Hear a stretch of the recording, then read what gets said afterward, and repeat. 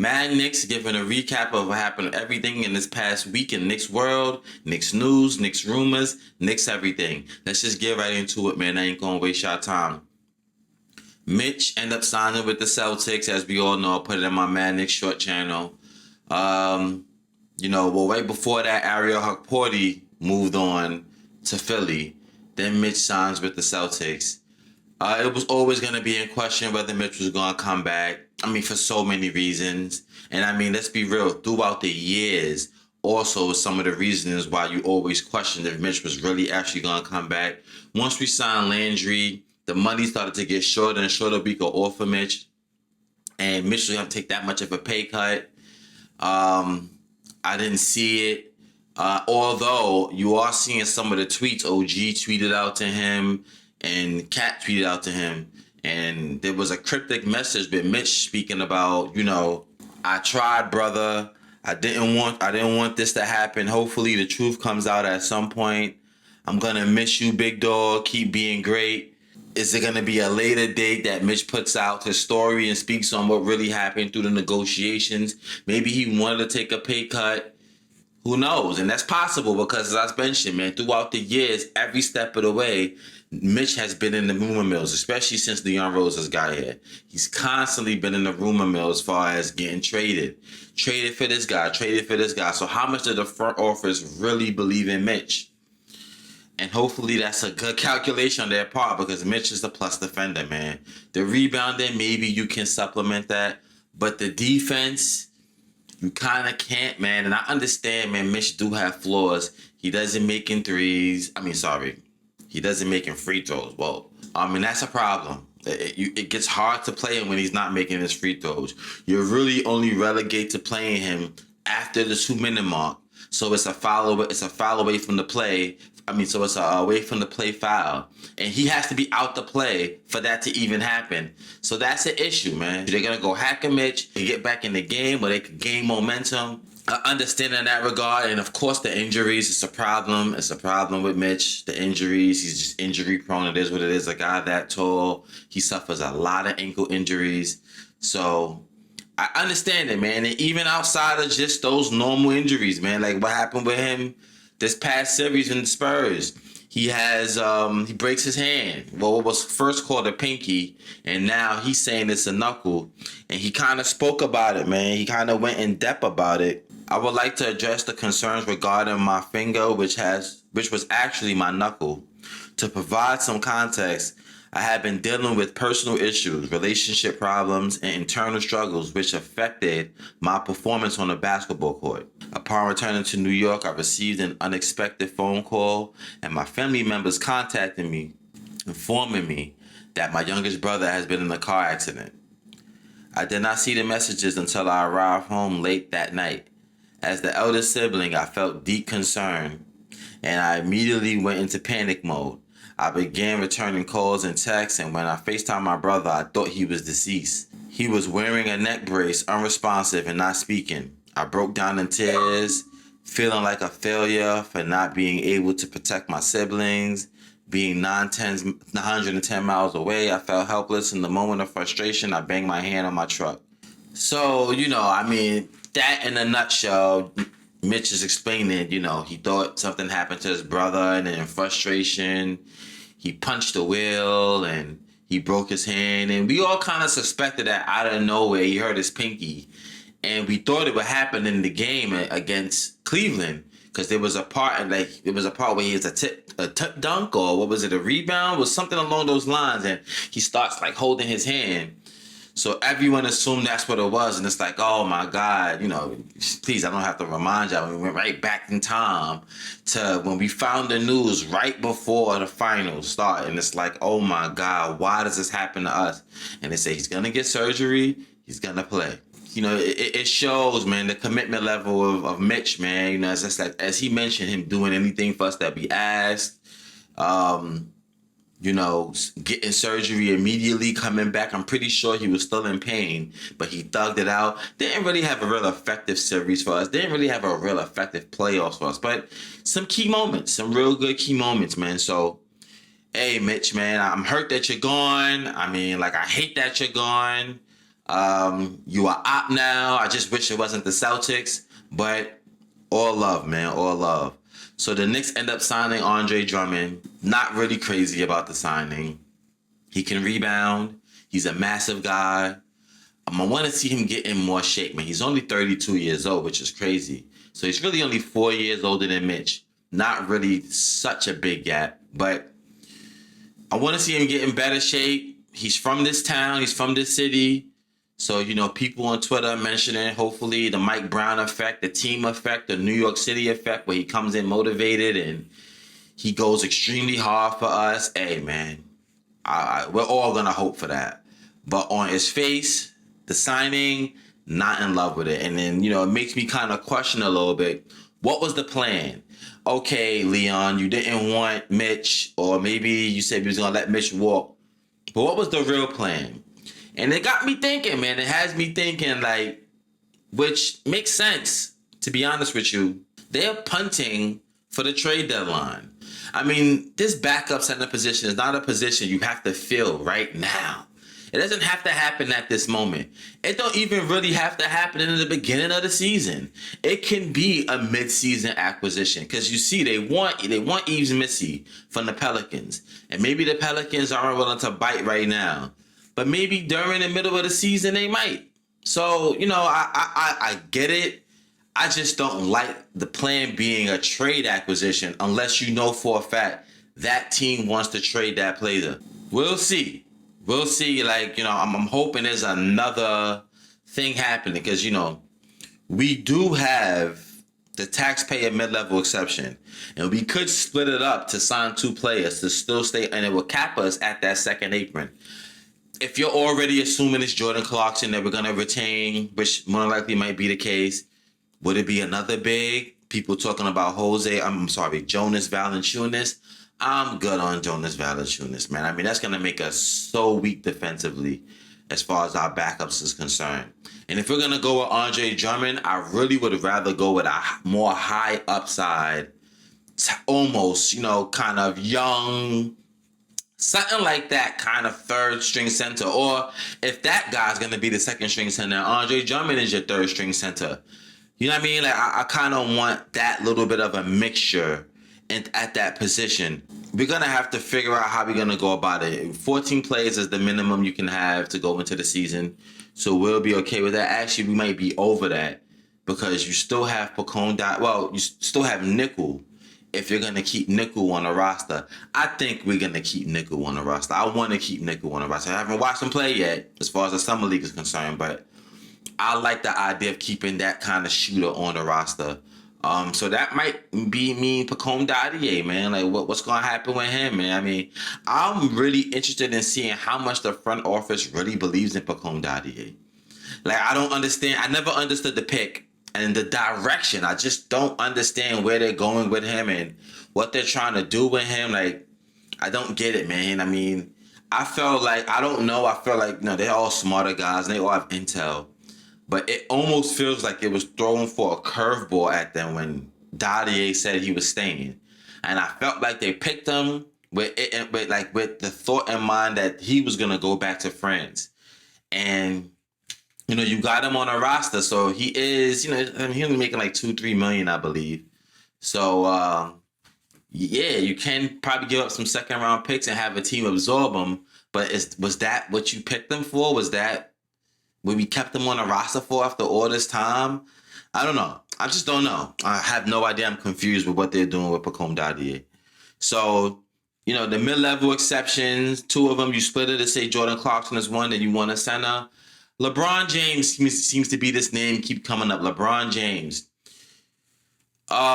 His agent has a show with Max Kellerman, and they have a whole whiteboard and a bunch of teams, and where LeBron wants to pick where he's picking where he want to go and why not. And the agent mentioned the Knicks for it to happen. Either A, they didn't win the championship, and then LeBron would just be a Knick. But because they did win the championship, it would more than likely take Jalen to call LeBron and say, yo, we want you, we need you. Don't do it, Jalen. Don't do it, man. Don't do it. We're good on LeBron. We're good. We just won the championship, obviously. And I could kind of understand it if we didn't, and you might have thought he was the last piece, but I'm just good. We're all right. We're okay here. For synergy purposes, for so many purposes. Synergy meaning on court and off court. Like LeBron is a big personality, man. He's a big name. The circus will be here. I'm good. That train has long passed. We talking, what was that, 07, 08 when we won a LeBron, something like that? 2010. It was 2010. We're over that. You're not going to come now 16 years later than you were supposed to. And I'm good on LeBron. Let him go anywhere he wants to go. I really don't care. Patrick Ewing is joining the Washington Wizards staff. People was out there like, all right, good for Pat, good for Pat. He's so influential with us, especially this year's team. Mike Brown has cited him a bunch of times, talking to the team, giving speeches to the team during the playoff run, even before the playoff run. I believe he was like a consultant with us this year. Really good for Pat. I hate that it's with the Wizards. Some people was like, he couldn't get a job with us. Maybe he could have as a consultant, but I think the coaching itch is still there for him, man. I think he wants to coach. And on the roster, unfortunately, there's still people are contractually obligated as far as the assistants are concerned. That's the reason why there was a lot of those Tibbs holdovers. Maurice Cheeks, Mark Bryan, Greer.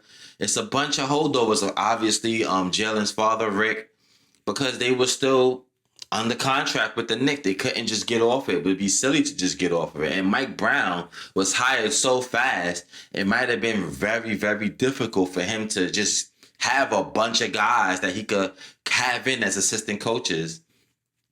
And that year, if you remember, I believe he was the only hire, or maybe there was only 2 hires that year. Everybody else stood put. So there weren't that many assistant coaches available. We were talking about poaching assistant coaches from other teams. Prigioni and Barago, that's with the Charlotte Hornets. Hey, he gets to get a job with the Wizards, man. He's on their staff. It is what it is. Redraft 2018, man. I seen this out there. It was very interesting, man, the redraft. You've got mail. And this is the year that we pick Kevin Knox. We picked Kevin Knox this year. First, Phoenix picks Luka. Kings pick Shea. Then Jalen goes 3 to the Hawks. Trey goes 4. Jaren Jackson Jr. goes 5. Mikal goes 6. Anthony Simons goes 7 to the Bulls. 8, Cleveland picks Miles Bridges. And 9, the Knicks pick Michael Porter Jr. 10, Sixers pick DeAndre Ayton. So, listen, we just took the championship. It all worked out, man. It seems like every bad thing we did, every wrong decision we made led us to this point. It helped us to this point. So I ain't mad at a damn thing. But, the Luka thing going first overall, because remember, Luka and Trae Young, it was a trade for those two. Dallas picked Trae, and then I believe Atlanta picked Luka, and they traded. But Luka, look, of course, offensively a dynamo. But I don't know, man. Like, I feel like there's like an overratedness with Luka, man, as a player. Even though he can make him big shots. But Shea and Jalen can both make him big shots too. I don't know. I get it, the Luka thing, but because he is great. Don't get me wrong. Like, he is great. But I'm kind of like, I'm not as crazy over Luka. Even though I do see the greatness, I'm not as crazy over him as everybody else is. So, Shea, number 2, okay. Jalen, number 3, I think that's the thing I'm focusing on the most here. Because I would pick at number 9, I don't want Michael Porter Jr. I don't. And DeAndre Ayton, his first couple years, it was kind of like, DeAndre Ayton, he might be the next premier big. He's since fallen off a cliff, at this point. But Jalen being 3 behind Luka and Shea, look, man, I can understand for the masses how they view Luka, how they view Shea. Cool. Him and Shea, they both got championships. So maybe you could toggle there. Him and Luka, I'll pick Jalen over both of them. I'm going to be honest with you. I know people go, well, that's a little biased. You being a Knicks fan. But Shea is not that dynamic of an offensive player. He pretty much is a one kind of trick pony, kind of sort of. He'll sprinkle in some other things here and there, but what does he do? He gets you on the right side. He dribbles in, gives you the arm, step back, hits a shot, and or hand in his face, hits a shot, and he'll sprinkle in a drive or two here and there. He doesn't really shoot the three really good. He doesn't shoot enough of it. He doesn't make enough of them. I mean, that's pretty much his game. He's a tough shot shooter. Shea and Jalen, and I got Jalen over Shea, to be honest with you, because Jalen is not a one-dimensional scorer. Jalen, he has a back-to-the-basket game. He has a midi. He has a three. And people want to talk about Jalen's defense. Jalen plays defense. He's just short. That's all. But Jalen tries very hard defensively. So I got Jalen personally, man, but that's a quick redraft, whatever.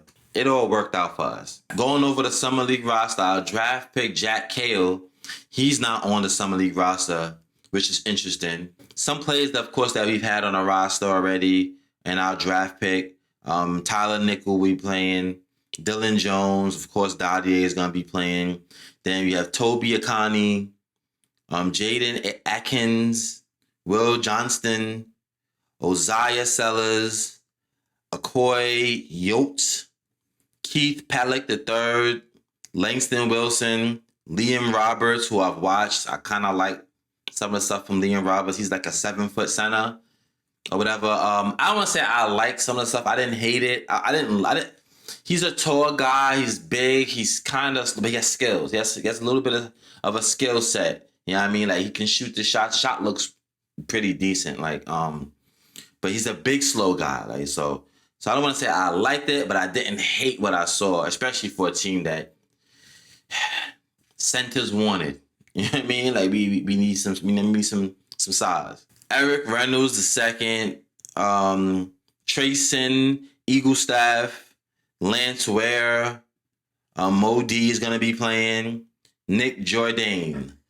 So head coach TJ Saint. So it's a stacked roster. Everybody I haven't scouted, I only looked at a few of them. I will probably go a little bit more depth the closer we get. More than likely in my next week video, we'll talk about who from what on the Summer League roster. And look, man, honestly speaking, we don't really have a lot of roster spots available. So it's kind of pointless unless, again, as I said, at that center position, you know what I mean? You get one, you get a diamond in the rough and you want to bring them along. You know what? Cool, but every other position would kind of stack, so it would just be them trying out for the G League roster. Let's get into the quick Eastern Conference signings. Just some ones that stood out as far as our Eastern Conference foes is concerned. First, Tobias Harris. He leaves Detroit and he goes to San Antonio, so it's not really directly affecting us, but Detroit gets weaker and weaker, man. As a basketball fan, I kind of like that for San Antonio. Him being the starting four, he's not really a power forward, but you can start him at the 4 position and it does give them more scoring power, man, but it's just something that they need. Mo Wagner, he goes to the Nets. He's not the other brother. Mo Wagner's a non-shooting kind of big, and he's always hurt as well, just like his brother. Mike Conley Jr. ends up going to the Celtics. They needed a point guard, man. They needed a point guard. For a while, it was Derek White as their point guard. But I think they're going to go with Pritchard now. I think they're going to start starting Pritchard. You're hearing out there, they saying that they're expecting Pritchard to make the Jalen Brunson leap, where he becomes a superstar now. They see it in him. We'll see. As I mentioned, Huck, he goes to the Sixers. So, the Sixers are getting bigger. The Celtics are getting bigger. So everyone is getting taller, man. We got to keep up with that. Norman Powell ends up going to the Bulls. Dean Wade goes to Philly. A lot of people liked it. Like this pickup for Dean Wade. I don't know about Dean Wade, man. I don't know. Like, Dean Wade is supposed to be like a defensive guy, but I've never seen him really lock anybody down. The jump shot, I've never seen the jump shot that, like, potent to make me go, oh my God, Dean Wade. Like, I don't know about him, man. But Teams like him. Teams like it. He must be like an analytics dream or something, because with the eye test, I don't never see it from Dean Wade. Tim Hardaway Jr. goes to the Heat, man. So with Giannis and Bam, they get THJ. You know, they're trying to get some shooting around Giannis, man. And that was what was going to be the problem for them. When Horses mentioned it, he's not looking at this year. It might be next year. They have to go through another cycle to get the shooting that they will need for them to be the team that the Heat fans, Pat Riley's, all expect them to be. It might not be this year, and that might be true, man. But Tim Hardaway Jr. is their first step into that, to getting some shooting for them. Kawhi is now on Toronto, exchanged for Brandon Ingram. Cool. Cool. I don't want to say it. I'm going to say it. In a nutshell, all these acquisitions, especially in our personal division, but in the Eastern Conference total, there's not a team that's making me go, God damn. Now, when the Jaylen Brown trade for the Celtics came down, Jaylen Brown's up going to Philadelphia, obviously, for Paul George, which was a steal. It was kind of like, damn, like, for Paul George? For all of that, we could have gave up Mikal for Jaylen Brown. You take Paul George, you take Mikal. But we just won a championship. Why change that? If it ain't broke, don't fix it. That was the one trade that made me go, damn. And it wasn't about, well, Jaylen Brown is on Philly now, so we're screwed. It was just like, that's a real good pickup for nothing. The Kawhi Leonard for Brandon Ingram kind of mirrors that a little bit somewhat. You know, Brandon Ingram, streaky player. And Toronto gets an upgrade for a lesser player in Kawhi Leonard. Now, Kawhi is an older player. You know what I mean? He's not an old player, but he is an older player. And you do have to worry about injuries with Kawhi. You just do. So that's kind of the trade-off, if you will. And Brandon Ingram really just struggled in the playoffs, man. He really did, man. I'm going to reiterate it again. Toronto getting Kawhi.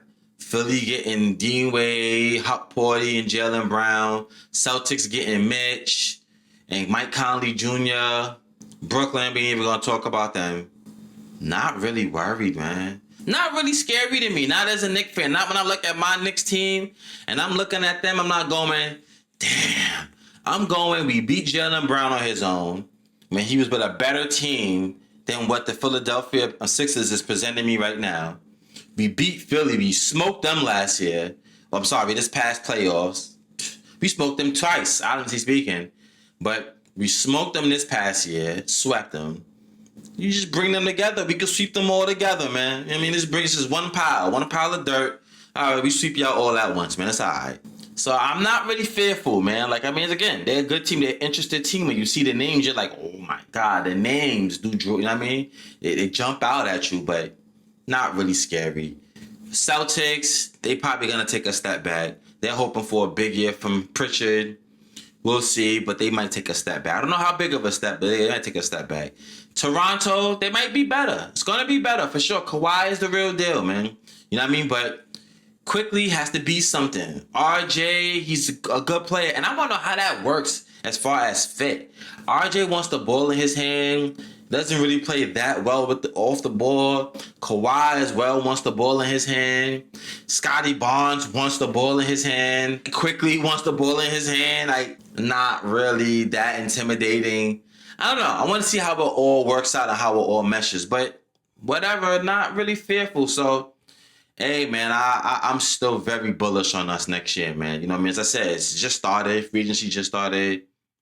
Things can still happen, but as it's presently constructed, not really fearful, man. So that's really all I got, man, for today's show, man. Like, comment, subscribe to my Mad Knicks Short channel. Follow me on @KMalls_. Happy 4th of July to everybody. I tried to do a video the whole week, but was exhausted.